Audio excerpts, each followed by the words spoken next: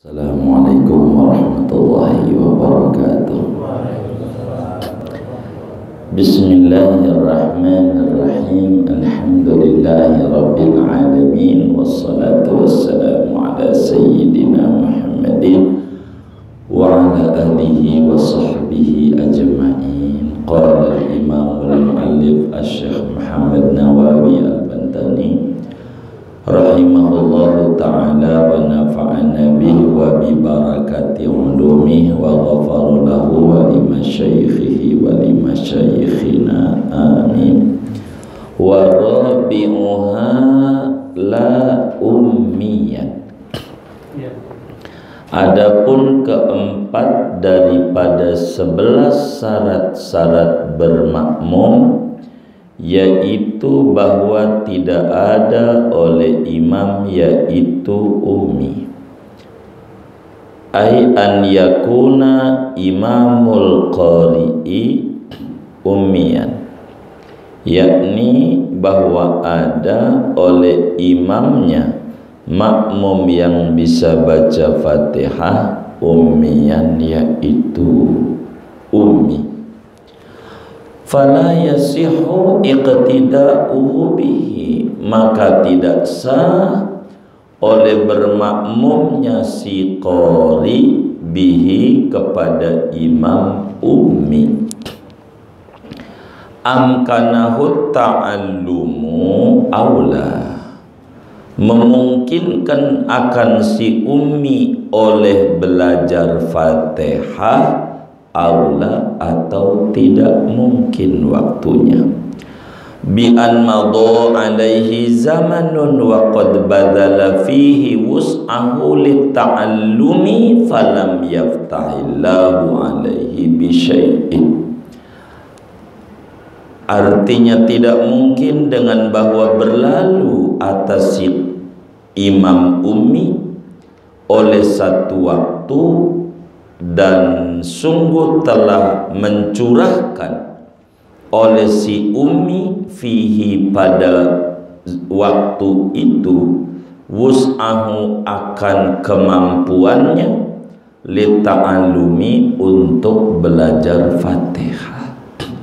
Falam yaftahillahu alaihi, maka tidak memberi futuh oleh Allah atas si ummi bisain dengan sesuatu. Alimal qari'u halahu amla, tahu oleh makmum yang qari akan keadaan imam ummi au amla atau tidak tahu. Li'annal imama bi jahrihi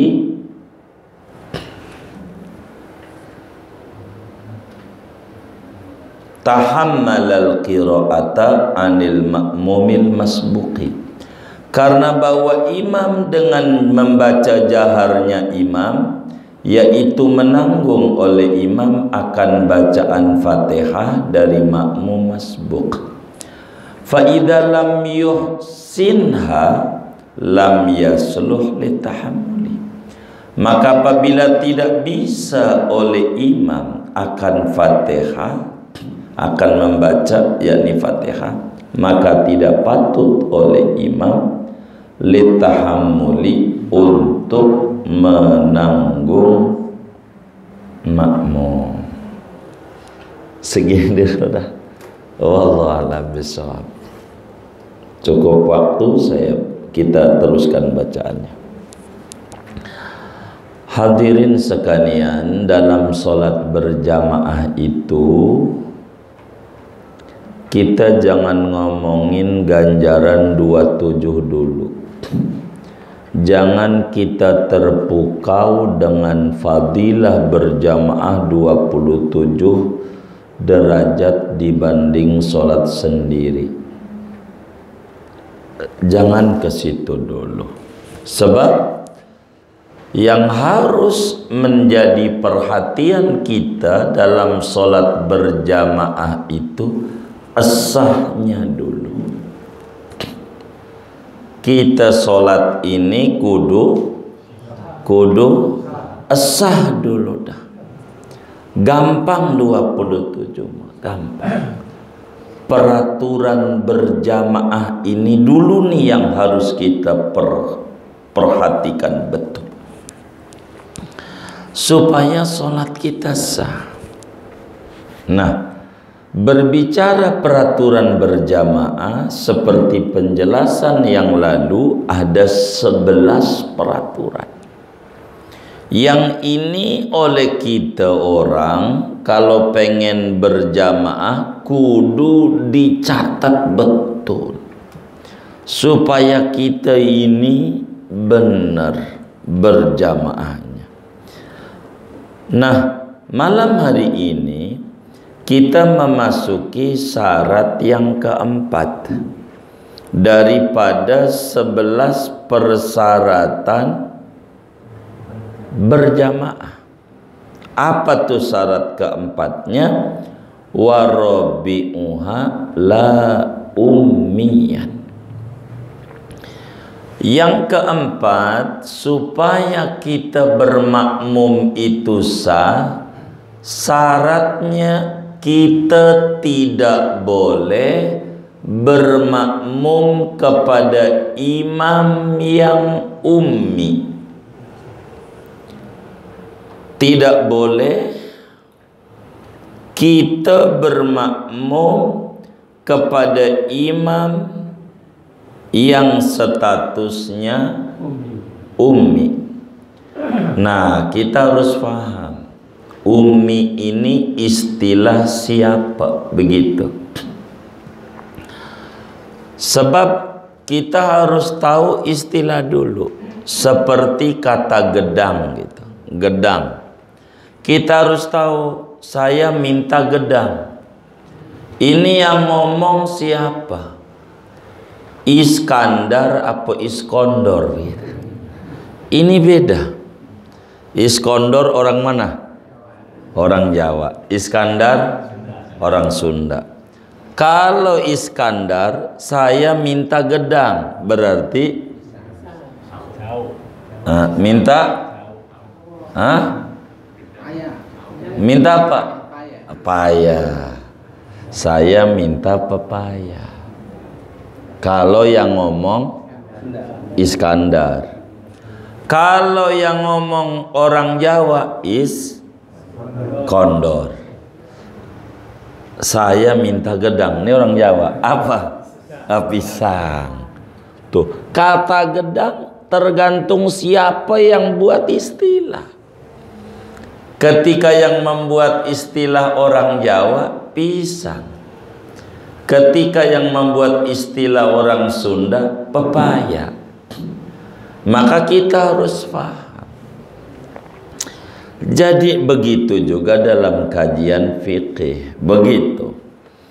Apa yang dimaksud syarat keempat bermakmum itu, jangan sampai imamnya statusnya ummi.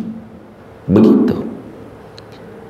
Jadi ada dalam istilah sholat tuh ada ummi, ada qori. Ada ummi, ada qori. Apa artinya qori? Qori itu orang yang bisa baca Fatihah dengan benar, walaupun suaranya serak-serak bengek. Begitu. Orang yang bisa baca Fatihah, orang yang bisa baca Fatihah dengan benar, walaupun suaranya tidak merdu. Gitu. Orang yang bisa baca Fatihah dengan benar, bahasa Arabnya qari. Begitu. Ini jangan istilah muludan ini. Masih ada nggak muludan? Nggak ada. Waduh, nggak ada. Isra Mi'rajan nggak ada juga. Waduh, nggak ada ya. Ini beda ini. Sekarang nih. Qari orang yang bisa baca Fatihah dengan benar. Itu ummi lawanannya. Jadi apa arti ummi dalam bab solat? Ummi itu orang yang tidak bisa baca Fatihah dengan benar.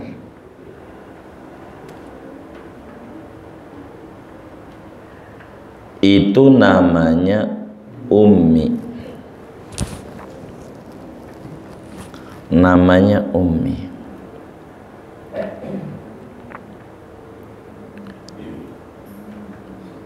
Contoh,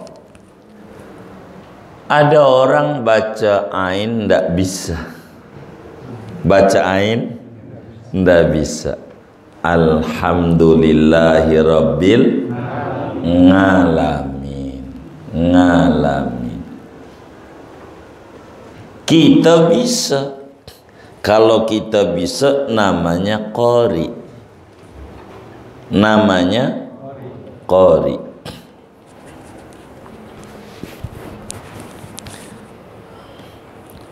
Jadi si qori ini tidak sah bermakmum kepada imam ummi. Begitu yang keempat.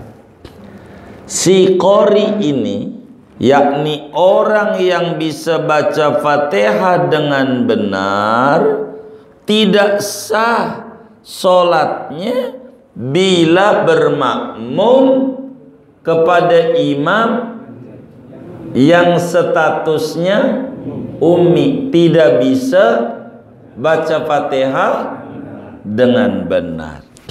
Contoh, karena kita dipecat ya zaman begini, jadi kemarin tanggal 2 Maret habis ulang tahun corona, pas setahun. Begitu. Siapa yang merayakan tuh? Jadi dipecat kerja kita. Akhirnya kita jadi satpam, security, ngelamar diterima. Begitu. Kerja. Namanya security ada sip-sipan. Kalau masuknya itu pagi ya sampai sore. 12 jam biasanya. Dia kerjanya begitu. Begitu. Karena kita ini seminggu tugasnya adalah siang, otomatis kagak ngalamin malam. Security kita di pasar kayak mall begitu. Lah kan kita makmum sama imam itu dohor. Kedengeran enggak? Enggak. Asar sama dia lagi. Ya maghrib kita pulang pengenem, enggak ngalamin.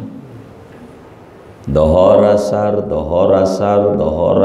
seminggu. Udah seminggu ditambah lagi, katanya sip siang lagi, seminggu lagi. Jadi 2 minggu sip siang. Dohor asar.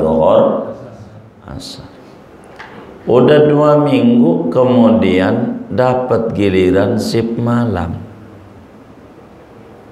Lah ketemu maghrib sama isya. Imamnya dia lagi. Jadi kita sholatlah pas ngimamin alhamdulillahirabbil ngalamin. Waduh, ngalamin ya, kata kita ngalamin 2 minggu ikut dia tuh. Sholat yang 2 minggu tuh bagaimana? Dohor asar tuh esa apa kagak? Warabi'uha la umiyah. Syarat sholat yang keempat, tidak boleh makmum yang qori bisa baca Fatihah dengan benar bermakmum kepada imam yang ummi. tidak boleh. Maknanya fala yasihu iqtida'uhu bihi. Tidak sah ngikutnya kita sama dia. Enggak sah. Karena enggak sah kita ngikut sama dia tuh, maka sholat zuhur kita sama sholat asar kita selama 2 minggu tidak sah. Tidak sah. Karena tidak sah, maka catatan kita di malaikat raqib atid belum sholat. Belum. Karena catatannya belum sholat, maka sholat kita yang 2 minggu itu wajib diqadha. Kalau kita enggak qadha, lah dosa. Masuk neraka, masuk neraka. Tapi saya tahajud, enggak ngaruh tuh mas sunat. Nih yang wajib dulu. Pikirin. Jadi jangan asal gua mau berjamaah, enggak bener kagak. Kan 11. Tapi bagi orang yang ngaji, alhamdulillah, untung 2 minggu doang. Coba kalau sebulan, kan begitu. Begitu. Jadi dibikin enak aja. Jangan waduh, jangan waduh. Untung 2 minggu doang. Coba kalau sebulan, lah kodonya sebulan. Tuh begitu tuh sholat tuh. Jadi harus benar. Maka kita jangan mikirin umur dulu dah. Jangan mikirin kawin dulu. Ini imam bujangan aku udah kawin. Ini bukan masalah kawinnya. Ini bukan bab nasihati orang kawin. Ini lagi bab berjamaah. Ini udah punya encuk sih, udah punya cut, tapi belum bisa baca Fatihah, makmum aja. Begitu. Jangan ngotot jadi imam. Ini bukan masalah pribumi apa migran. Ini gua nih musola wakaf engkong gua, nih bukan masalah wakafnya. Lo bisa ngimamin kagak? Ini repot. Repot. Makanya kenapa kita disuruh oleh Rasulullah SAW untuk banyakin sholat sunat. Tahajud lah, witir lah, qobliyah ba'diyah lah. Khawatir tuh dari umur 15 sampai kita mati ngalamin sholat imamnya kayak begitu. Ya saya sih nggak sedalam itu, kayaknya yang ditinggalin juga banyak. Ya itu mulai lagi tuh, nggak ngomongin itu tuh, nggak ngomongin itu aja tuh. Khawatir catatannya absen, catatannya loh. Tapi masalahnya ada yang bolong juga, lebih parah itu mah. Kudu yang ini aja wajib diqadha, apalagi yang sengaja. Tuh begitu tuh ibadah. Jadi nggak sembarangan, nggak gampang lah masalah suara merdu. Nomor 2 yang penting bener dulu Fatihah.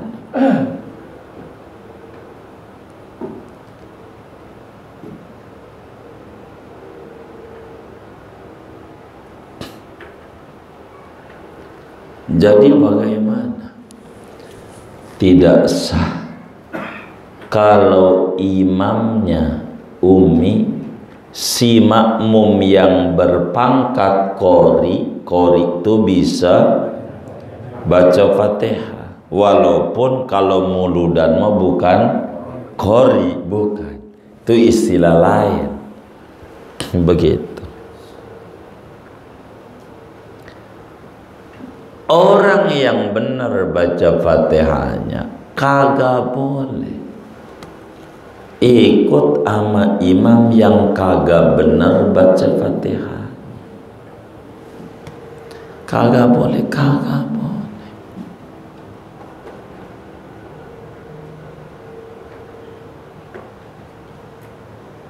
Kenapa tidak sah? Kecuali makmumnya sama. Makmumnya sama, emang sedesa bacanya ngalamin sedesa, emang sedesa. Ini mah dalam ilmu akrobat juga suka dibilangin, seguru seilmu jangan ganggu.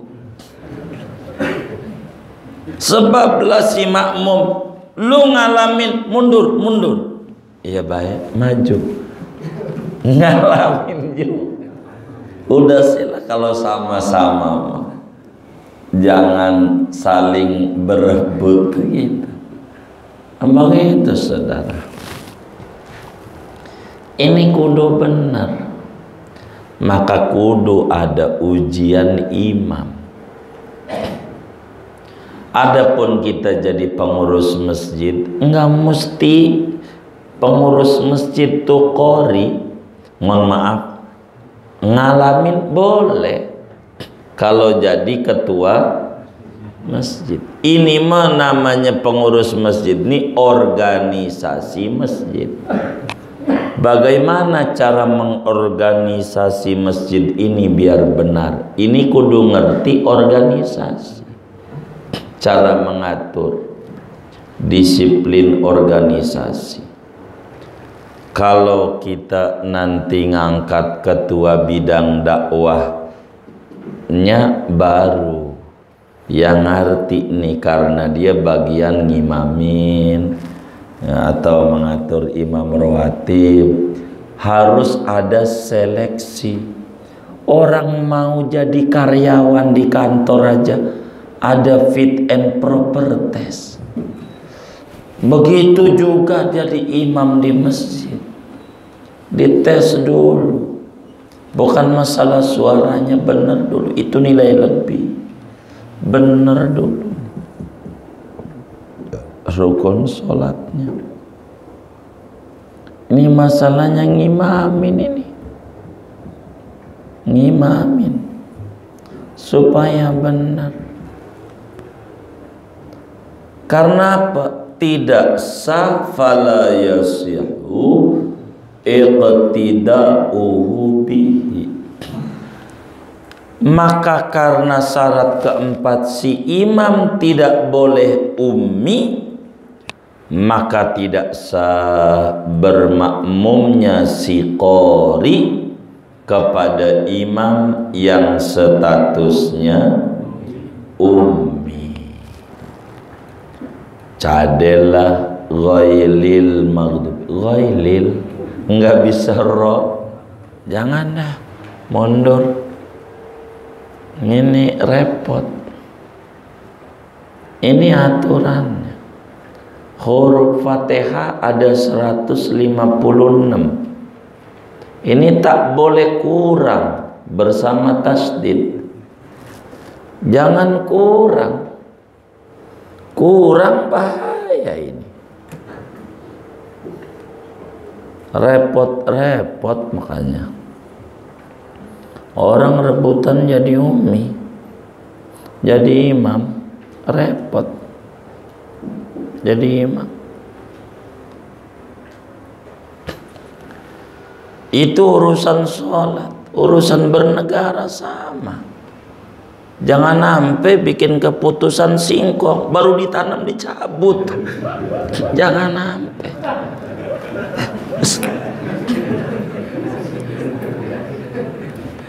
Jangan dicatat. Aduh. Ini syarat daripada berjamaah.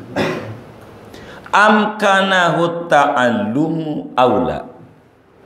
Apakah si ummi ini keburu belajar dulu sebelum sholatnya? Apakah tidak? Wis kagak bisa jadi imam. Artinya keburu belajar. Emang sebelum sholat tuh dari pagi udah ngaji. Rabbil ngalamin, alamin, ngalamin. Udah sih Pak Ustadz, daripada ngalamun. Ini nggak ada ngalamun. Pokoknya kudu apa? Kudu apa? Iya alamin. Ini bukan ngalamun, bukan. Begitu. Udah ampe dohor belum bisa-bisa. Tetap aja kagak boleh jadi imam. Kecuali makmumnya sama. Begitu saudara. Iya sama-sama ummi. Sama-sama ummi. Enggak apa-apa. Uang kagak keburu buat belajar, habis dia kerja juga. Ini waktu buat ngaji. Mau keburu mau kagak. Kudu. Nih saya ajarin cara cepat bisa baca Quran. Barangkali yang ngaji ini ada guru-guru privat Quran. Jadi ikro aja metodenya, nggak apa-apa. Sebetulnya ada metode yang paling bagus dari ikro tuh kiroati. Cuman kiroati rada keras gurunya kalau mau didongengin. Kiroati itu keras, jadi harus benar-benar ngaji ama yang ngarang kiroati. Ngaji udah lulus, dikasih sanadnya, baru boleh ngajar. Akhirnya muncul Kiai As'ad, itu orang Jogja, bikin Iqra. Hampir mirip. Kalau Iqra siapa aja biar nemu di pasar bisa ngajar. Kalau Iqra meski sanadnya nggak jelas, begitu. Bedanya dengan qiraati. Kalau qiraati nggak bisa. Kalau Iqra maka dicetak bebas Iqra. Zaman dulu Qaidah Baghdadiyah ngajinya. Jadi ngajarnya begini.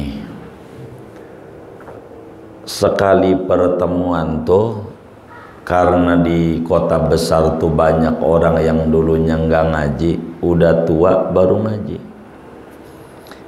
Biar dikata udah tua, kalau orang ngaji mau tetap namanya dalam istilah pengajian bocah.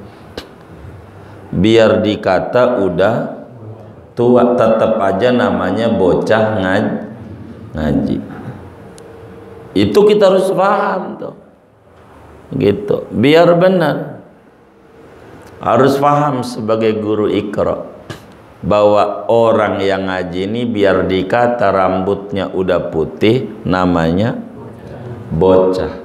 Kalau bocah tuh kalau diomelin ngambek, tuh ingetin. Bocah tuh kita tuh harus paham jadi guru, harus paham. Maka Nabi diacungi jempol tuh dua sama Nabi, khairukum man ta'allamal Qur'an wa 'allama. Orang yang paling baik orang yang ngajarin Quran kalau benar cara-caranya. Karena ada adabul alim, ada adabul muta'alim. Ada adab guru Quran, ada adab murid. Gurunya dulu harus ngerti ada. Bahwa yang ngaji ini biar dikata udah jenggotan, dicukur udah 1001 kali. Itu tetap namanya bocah. Kudu dilus. Begitu. Kalau kagak pertama kali buka majelis Quran 100. Alhamdulillah, wah banyak nih. Pertama doa. Besok tinggal 2. Itu begitu, jangan heran. Berarti kita kurang pandai caranya, ndak paham. cara menjadi guru Quran. Ini begini dulu saya ajarin. Iqra. Enggak usah dari ba'a udah tua mah enggak mau. Sebab dia bakal saingan sama cucu. Itu udah egonya naik. Kagak mau, besok berhenti aja. Jangan. Ini beneran, saya ajarin. Sebab saya begitu. Begitu, ndak mau saya. Saya rombak itu Iqra, benar-benar. Jadi caranya begini. Kalau saudara mau bikin lembaran, bikin sendiri, saudara bikin 4 lembar. Kalau bikin tulisan, lembaran 4 lembar. HVS, alif ba ta 1. Alif ba ta 1 dibikin 4 lembar. Begitu. Kalau ente mau bikin sendiri, saya ajarin caranya. Karena metode ini jitu di Jakarta itu. Awal-awal saya juga suka privat.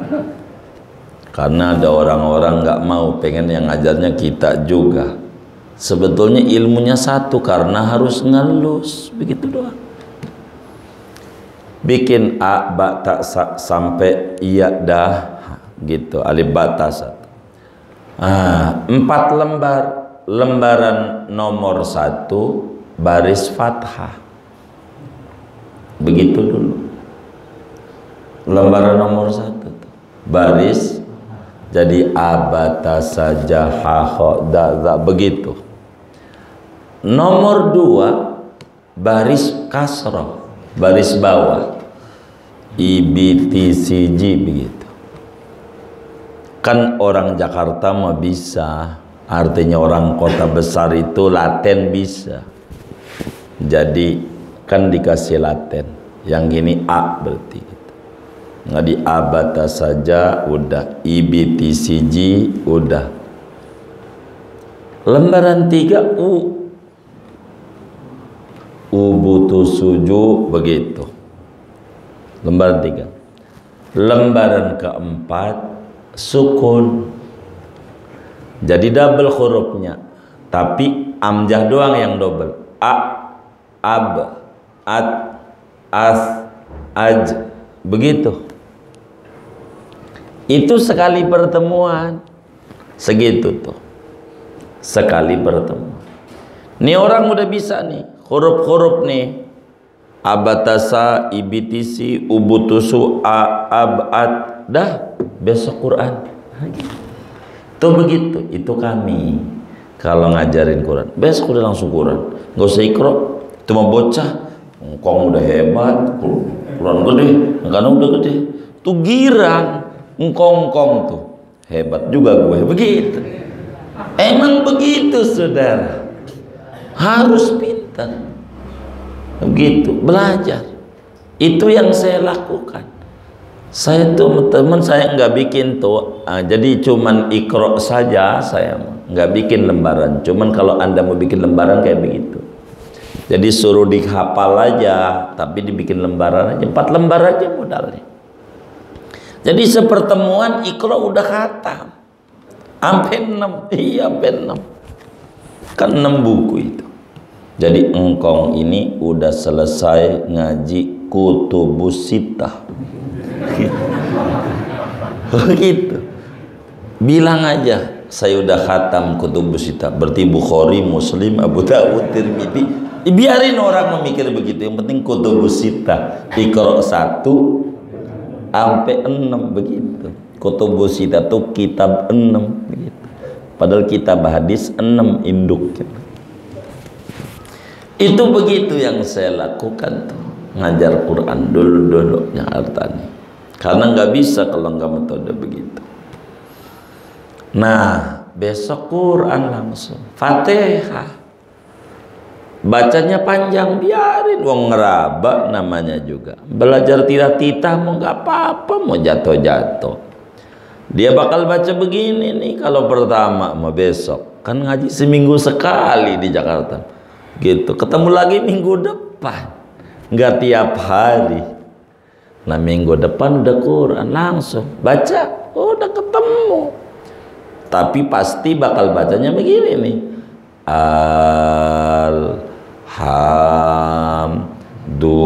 nggak apa-apa, namanya masih ngeraba, biar. Tapi udah mulai bisa ngerangkai dia. Tuh bisa udah jalan pelan-pelan, entar tanwin, entar pelan-pelan jadi gitu. Jadi itu ilmunya orang dagang. Dulu saya kagum, 8 jam bisa baca Quran. Bukan bener, bukan ya, nggak perlu 8 jam, sejam kata saya bisa. Tuh begitu doang. Besok Quran gede, iya nggak apa-apa, pelan-pelan, pelan-pelan. Tuh begitu. Fatihah, habis Fatihah Anas, begitu. Nggak usah Al-Baqarah, nggak usah, gampang. Mikiri sholat, wong umurnya ini masalahnya udah injury time. Tahu injury time lah, udah dikit lagi ngejar khatam, ngejar sholat bener biar husnul khotimah. Begitu. Anas dulu salah-salah dikit biasa. Contoh, wa minan nasi man yaqulu, nggak apa-apa, biarin aja, ntar ketemu lagi dibenerin. Atu dalam saya tuh benerin atu, kan masih ketemu idgham, idhar, ketemu. Kalau langsung kita pengen bener, waduh udah lama. Apalagi kita umurnya muda, yang ngajar ya Allah engkong, waduh udah diamuk. Begitu digebrak. Bini gue nih ya, sama anak gue nggak pernah nyalain gue di rumah tuh, kagak pernah, kagak. Lu kurang ajar banget nyalain. Masalahnya bini kagak berani, takut digampar dia, jadi diam aja. Lah kan kita gurunya. Nah maka kita harus pintar, beneran. Jangan langsung seayat matang, jangan. Fatihah besok, Fatihah lagi. Besok pertemuan Fatihah dulu, benerin atu lagi. Besok benerin atu lagi. Begitu. Jadi pelan-pelan. Karena enggak bisa seperti orang baru lahir, jangan disuruh langsung lari. Enggak bisa. Jadi kudu sabar. Apalagi yang diajar kakek-kakek, udah payah. Kita omelin, bubar. Beneran, bubar. Beneran.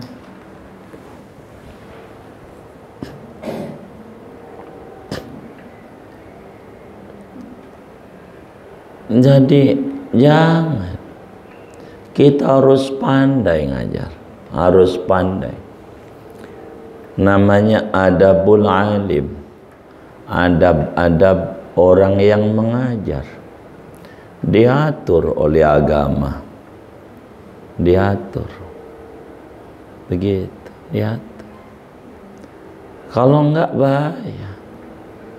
Apalagi kita di zaman akhir, ngajar bocah disabet, lah udah dilaporin ke KPAI.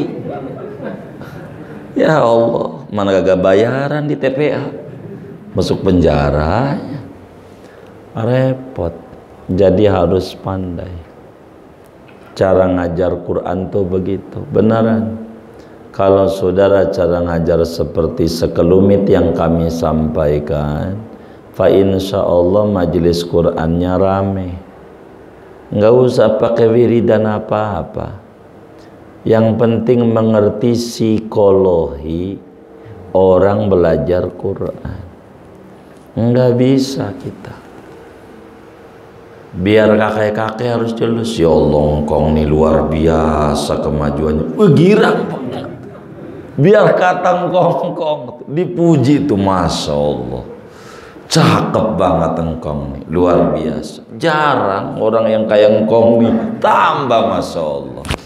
Ngerokoknya apa Ji? Begitu. Singkong tuh. Tuh pengalaman saya begitu. Dulu, sekarang sih udah enggak ngajar Quran beneran. Dulu saya ngajar Quran. Tuh begitu. Saya injak Rawabelong tuh dari tahun 99. Rawabelong.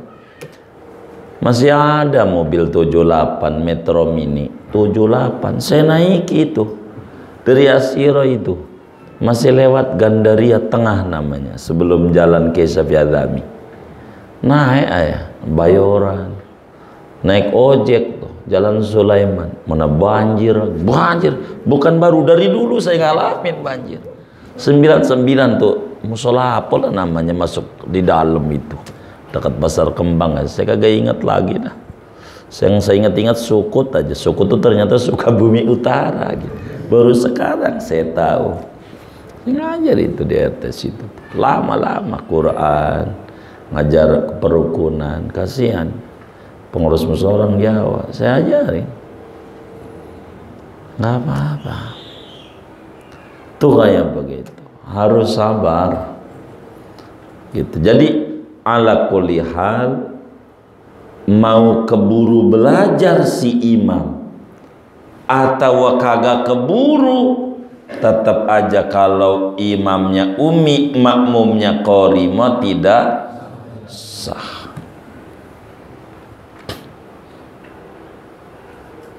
Apa artinya keburu belajar? Bi an madha alaihi zamanun wa qad badala fihi wus'ahu lita'allum falam yaftahillahu alaihi bi syai'in. Apa artinya keburu? Dia ngalamin satu waktu, dia sudah berupaya keras biar bener ngalamin, udah berkali-kali, tapi tidak diberi foto, nggak bisa. Maka orang dulu tuh kalau ngaji Quran ke guru ngaji tuh bawanya minyak, bawanya orang dulu tuh bawanya minyak sayur. Kan minyak sayur melicin, jadi biar lancar begitu, biar lancar. Jangan begitu, nggak kayak kita mau nyuruh anak aja TPA, tolong aja anak gue ya, begitu doang. Mana tambah bebel aja itu. Orang dulu enggak, anterin bawa minyak sama ketan. Kalau ketan tuh lengket, maksudnya biar ilmunya lengket. Begitu orang dulu itu filsafatnya. Gitu. Tapi nggak tahu kalau di Betawi apakah ada tuh adat begitu tuh. Ada. Tuh ada. Tuh orang dulu tahu tuh. Tuh begitu. Iya. Enggak, kalau di Serang begitu, betul. Adat itu.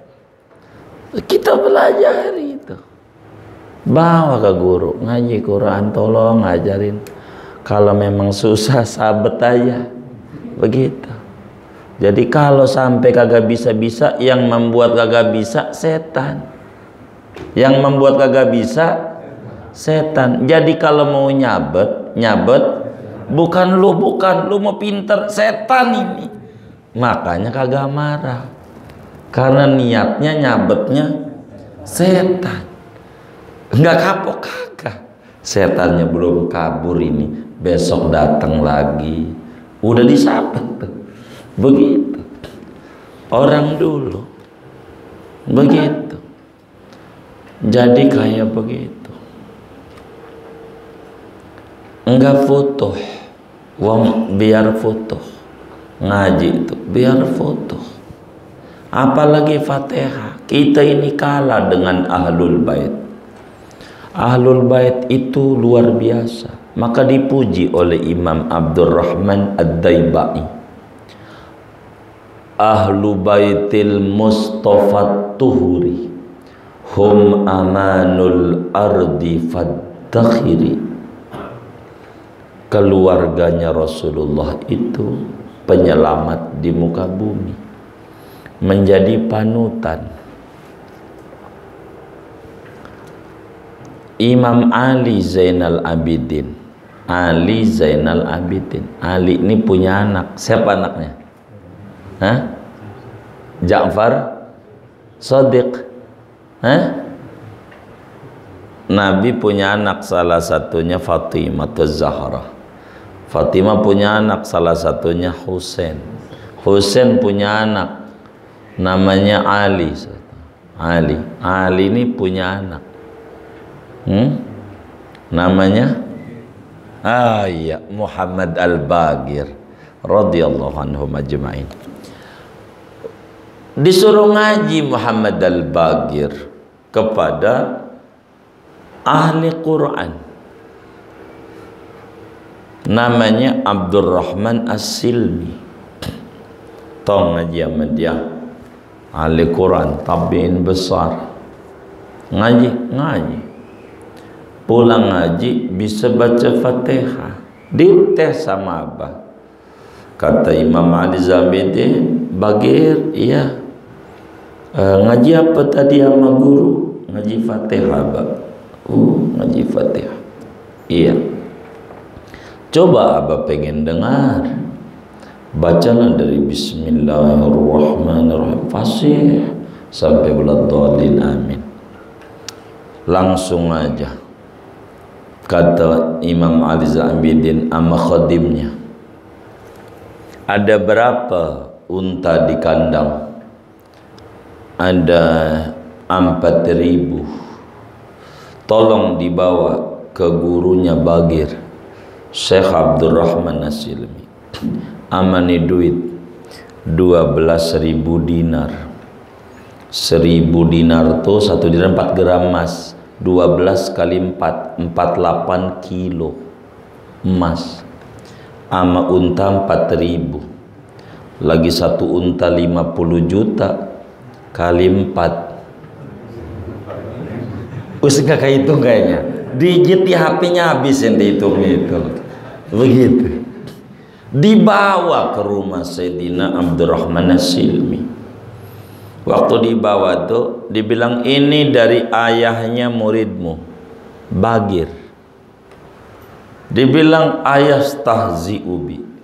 Itu Ali Zainal Abidin itu menghina saya, ngolok-ngolok saya. Gua enggak tahu urusan itu. Tapi katanya hadiah. Hadiah bagaimana? Timbang Fatihah doang, begitu. Maka kemudian itu dilaporin, diomelin saya. Maka kata khadimnya, Imam Ali Zainal Abidin datang ke rumah Abdurrahman As-Silmi. Langsung diomelin juga. Ente ini menghina saya, sampai ngasih kayak begini. Aduh, bukan Tuhan, bukan menghina. Ini ajaran datuk kami. Terima kasih anak kami udah bisa baca Fatihah. Itu cuman saya ada 4.000. Andai ada 12.000 masih kurang. Sebab Fatihah turun dikawal 70.000 malaikat. Ini surat luar biasa. Makanya menjadi bacaan sholat. Anda ngajarin anak saya bisa sholatnya sah. Tanggung jawab di akhirat pertama kali yang ditanya sama Allah sholat. Anak saya udah bener nih baca Fatihahnya. Nggak ada apa-apanya segini. Tuh begitu. Ahlul baitnya Rasulullah. Hormatnya. Nggak kayak kita. Sampai 3 bulan belum bayaran. TPA. Sampai ditagih sama gurunya. Ya Allah. Begitu kita sampai kayak begitu, saudara. Kita jangan tuh anak kita guru TPA tuh pikirin beneran biar barakah, jangan disembarangin. Itu ya Allah, timbang sekolah masuk kagak bayaran full. Begitu yang ngajarin bini kita bayaran full. Ini TPA yang capek. Ya Allah, jangan kita beneran. Kalau pengen mulia anak kita, pengen gampang, jangan barengan. Berapa iurannya Bu? Begitu. Karena gurunya perempuan, sebulan 10.000 lebih. Ya Allah, begitu. Lebih. Jangan sembarangan, biar benar. Kemanfaatan ilmu itu banyak faktor. Begitu saudara, banyak faktor. Biar dikasih foto namanya, gampang ngajinya. Maka kalau kita punya anak tuh suruh TPA, jangan nggak kasih. Itu begitu. Ada orang kaya di Jakarta, namanya Rahmat Gobel, udah meninggal ya. Tuh Rahmat Gobel, usahanya Panasonic. Itu guru SMP-nya, yang dimana dia dulu sekolah selalu kalau lebaran dibagi kulkas lah, TV lah. Tuh guru SMP, karena ini guru, maka perusahaannya maju. Kata siapa ini kita tahu, kata gurunya yang umur 90 tahun, sekarang udah meninggal tuh gurunya. Ada di Bintaro, namanya Bu Nelly, guru matematik. Dibagi mulu, didatangin ke rumah, datangin, bawa sendiri. Ini guru saya, sampai begitu. Jadi itu kayak begitu, saudara. Futuh biar gampang. Di samping itu kita harus rapi, jangan sampai buat bayarannya kita dagang lontong, dagang ketupat sayur, lontong, ngambil daunnya mintanya mapoon, minta daun pisang ya, begitu, ama pohon mintanya, tebas saja. Dibungkus buat lontong, kita jual buat nyekolahin anak, bisa hancur beneran. Bener. Harus rapi,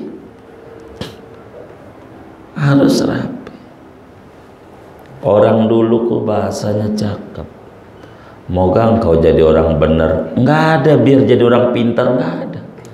Dia mintanya orang bener mulu.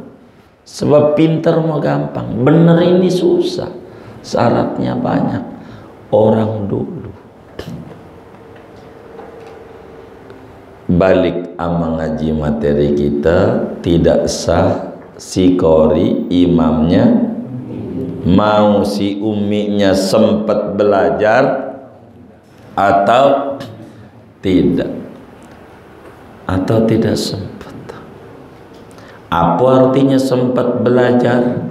Ada waktu di mana dia ngaji tapi juga kagak bisa namanya tidak dapat foto.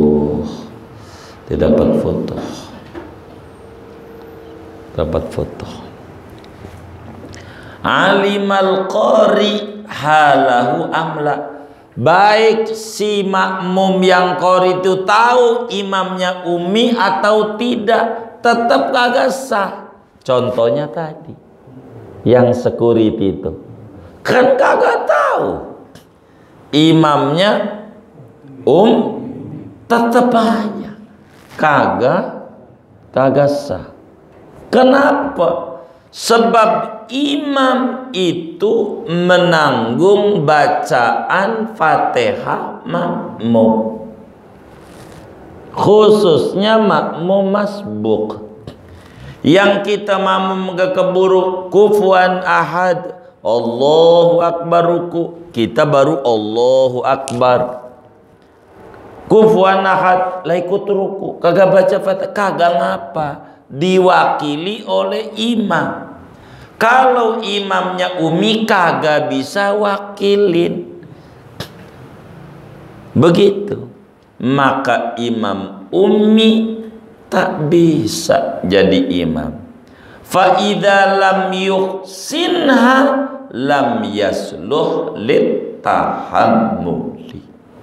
Bila imam tidak bisa baca Fatihah, maka tidak bisa nanggung Fatihah makmum, kagak bisa, maka enggak sah.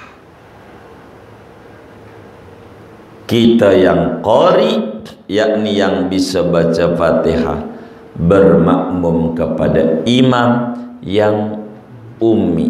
Oleh karenanya ada aturan tambahan, pengurus masjid harus dibangun. DKM itu artinya Dewan Kemakmuran Masjid. Makmur itu apa? Bukan gedungnya, tapi isinya. Maka tugas dia angkat siapa imam rawatib. Tugas dia bayar nggak apa-apa. Sebab ini nyelamatin ke akhirat. Timbang naik angkot nyelamatin dari Bayoran ke Tanah Abang M09, kita bayar. Apalagi ini imam nyelamatin ke akhirat, lebih pantas untuk dibayar. Buat apa duit masjid ditaruh di bank-bank ini nih? Pikirin, kasih. Siapa kita terserah dia. Seleksi supaya jangan sembarang orang imamin. Jadi rapi. Itu begitu. Ambil tuh dari kasnya tuh. Bayar imam rawatib. Enggak apa-apa. Begitu tuh. Alangkah jahatnya dan buruk pengurus masjid di mata Allah bila tukang yang ngebenerin kusen masjid dia bayar, tapi imam dia kagak hormati. Yang ngerusak Islam muslim juga. Dosa dia di hadapan Allah. Dosa. Orang ngebenerin kusen masjid dia bayar, ngaduk dia bayar, timbang betulin tembok doang. Ini yang nyolatin, ngimamin bikin sah, dia kagak dipikirin betapa jahatnya dia terhadap Islam. Orang yang model kayak begini jahat di mata agama. Loh, dia nggak minta bayar. Oh iya, dia mah tugasnya ikhlas. Ikhlasnya si imam tidak minta bayar, tapi ikhlasnya pengurus masjid membayar. Kalau nggak membayar, nggak ikhlas namanya. Ikhlasnya kita wali murid TPA membayar iuran, ikhlas. Ikhlasnya guru TPA tidak minta bayaran. Beda. Masing-masing ada tugas dalam agama dengan benar. Jangan sampai timbang ngebenerin listrik aja kita upahin. Masa ngimamin kagak? Kasih biar seperak. Kasih. Yang adzan kasih. Betul. Lagi yang dikasihin bukan duit kita, duit umat. Kita mau mengelola doang, regulator. Itu mau duit kita bukan. Susah banget. Ndak beres ini, ndak beres. Jangan. Al-Islam mahjubun bil muslimin. Islam itu mundurnya ulah muslim juga. Jangan. Kasih. Enggak usah gede-gede. Biar 1.000 ya, 2.000 ya, biar ada tanggung jawab. Begitu. Biar ada tanggung jawab si imam tuh. Apakah dia mau di ini? Kasih. Ini nyelamatin masalahnya, Masya Allah. Sholat kita orang nisanya dia. Bagaimana kalau kata dia, gua kagak dibayar ya Rob? Siapa pengurusnya? Apa nggak habis kita? Kalau ada makasih aja. Kalau ada, nggak usah gede, seperak aja tanda terima kasih. Ya, apa 5.000 gitu ngimamin, apa 10.000, ya semampunya yang ada. La yukallifullahu nafsan illa wus'aha. Allah kan tak bebani kita kecuali yang kita mampu. Insya Allah dibanyakin lagi duitnya sama Allah. Beneran kan Allah nggak tidur.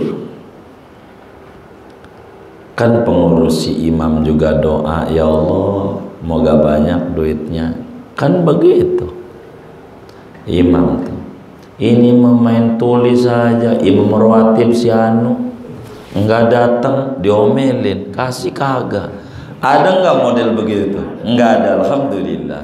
Takut ada doang. Bagaimana? Begitu.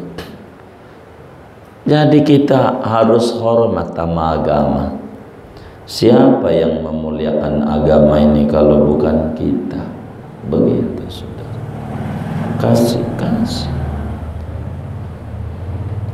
Kita lah sedikit.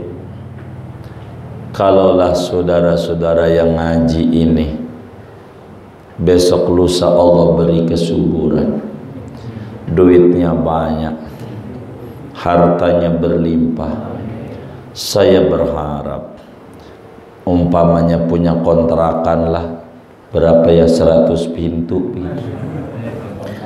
barang satu pintu mah dihadiahin hasilnya untuk yang ngimamin di masjid anu, begitu. Karena kurang dipikirin tuh yang ngimamin atau yang adzan gitu, hasilnya aja. Barangkali kontrakannya diwakafin seluruhnya, manfaatnya aja. Manfaat itu begitu. Saya ajarin, ada teman majelis, saya sebut aja dari Jogja, 4 bersaudara, sukses nampak di Jakarta. Artinya sukses, punya rumah, adalah ya harta begitu. Ayahnya, bundanya wafat di Jogja, rumahnya gede. Rencananya dia mau dijual aja rumah itu, duitnya buat dikasihin ke masjid. Begitu ama saya usul, Mas jangan, kalau boleh usul mah.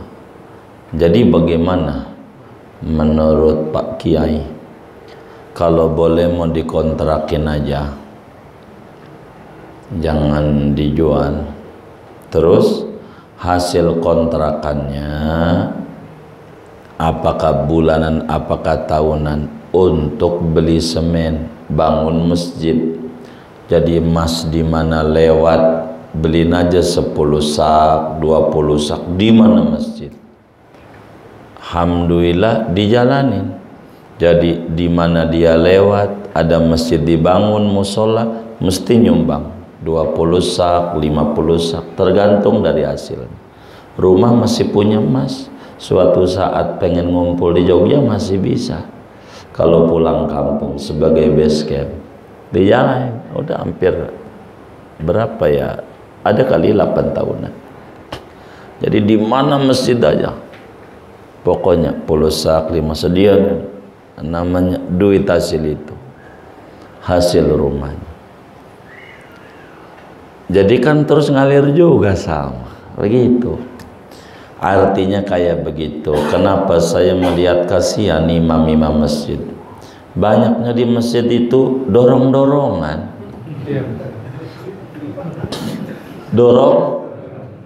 dorongan, lu aja gitu. Kali kalau ada 1000, 2000 enggak lu aja, gua aja gitu. Kali begitu, biar ada begitu. Sebab nanti repot saudara.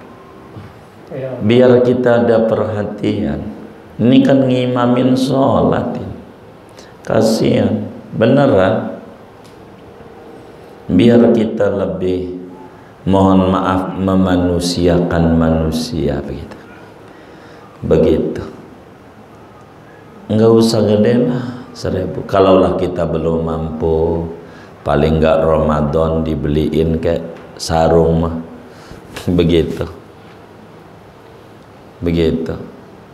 Semampunya aja, karena kita enggak ada keuangannya, tempat ibadahnya umpamanya enggak ada donatur, kasih aja BHS merek Atlas. Kan ditanya, sarungnya apa? BHS. Kok mereknya Tasya? Boleh hasil sedekah? Gitu. Kan begitu. Gitu. Enggak apa-apa. Gitu, boleh hasil sholat. Jadi begitu. Hormati, kayak begitu. Atau minimal kalau saudara nggak kontrakan banyak, duitnya ada, ya ada masjid lah atau musola di lingkungannya, atau yang kita kenal ngimamin atau adzan, kasih sarung biar girang. Ada beda begitu, ada beda. Buat penghormatan di agama ini penting supaya orang tuh memotivasi mau ngimamin. Nantinya enggak ada regenerasi, repot.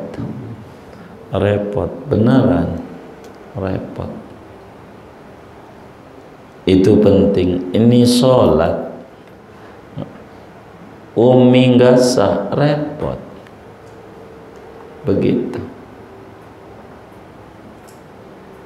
Ini harus dipikirin. Seperti yang tadinya ngimamin, sekarang ya giginya udah pada copot. Disebutnya jangan ini udah tua, bukan.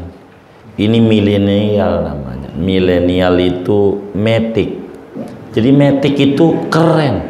Kalau metik mau tanpa gigi, ini udah metik kelasnya. Begitu. Jangan menghina, jangan. Itu udah nggak ada giginya ngimamin, kasihlah barang seperak. Nggak apa-apa, penghormatan jasanya. Kayak begitu.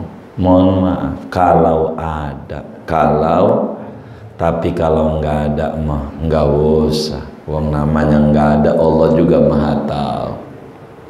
Maha tahu. Pikirin lah kayak begitu tuh.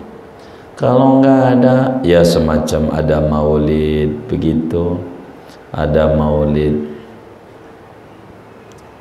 ya disisipin. Kalau dananya lebih mau kasih, dia rada banyakan yang imamin begitu. Walaupun nggak jadi panitia nih hadiah, biar girang. Kayak begitu tuh penghormatan. Kayak begitu. Itu dilakukan kalau maulid-maulid di Serang tuh kami tuh, dari ujung ke ujung. Nggak, paling enggak ya BHS mereka Atlas begitu, perak nggak apa-apa. Buat nyenengin orang di kampung nggak ada duit, ya nggak apa-apa, kasih perak, 2 perak, bahagia. Kan kita nggak tahu kemajuan itu dari doa siapa, kan bagus gitu. Sebagai bentuk penghormatan lah. Kasihan, bener aja masih enakan tukang ngaduk, masih dikasih duit sama pengurus masjid dibanding yang ngimamin.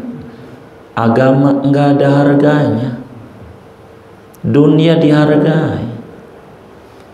Yang merusak Islam kita juga.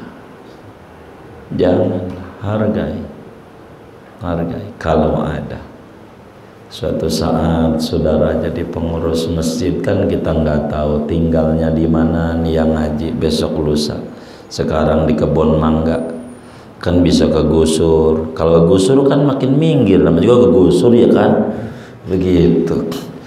Nah, ya jadi tokoh, dipikirin yang model kayak begini supaya memanusiakan manusia, duduk pada derajat manusia.